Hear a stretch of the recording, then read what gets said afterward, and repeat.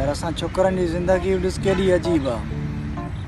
नंढड़ा हूंदा हुआसीं जॾहिं स्कूल वेंदा हुआसीं, घर वारा चवंदा पढ़ी लिखी पुट डॉक्टर थी जाए।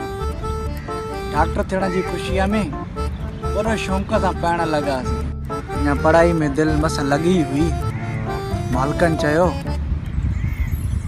वाह नौकरियूं आहिनि अॼुकल्ह सिफारिश ते, नौकरीअ जे न मिलई त सुभाणे तोखे पंहिंजी न्याणी केरु ॾींदो। को हुनर वञी सिख जंहिंमां 4 पैसा कमाई। कमाए कमाए कमाए हालत सफ़ा रोड जहिड़ी थी वई आहे। अञा ताईं शादीअ जो अतो पतो ई न आहे। छोकिरियुनि जो सही आहे, पहिरियां मदरसे वेंदियूं, पोइ वरी स्कूल वञी बाल पथर खेॾंदियूं, वरी स्कूल मां मोटी अचे ठिपे रांदि खेॾंदियूं, गुॾियुनि खेॾंदियूं ऐं कोॾियुनि खेॾंदियूं। छोकिरियुनि खे त को टेंशन ई कोन्हे न। छोकिरियुनि खे कहिड़ो टेंशन आहे दा, टेंशन त असां मर्दनि खे आहे न। अगरि कॾहिं कंहिंखे कावड़ में कुझु चई विझे न, मिट माइट में ख़बर पइजी वञे, चवंदा हीअ त जहिड़ेकार आहे, हिनखे पंहिंजी न्याणी केरु ॾींदो। कंहिं निभागे चयो हुयो मर्द को दर्द नहीं होता।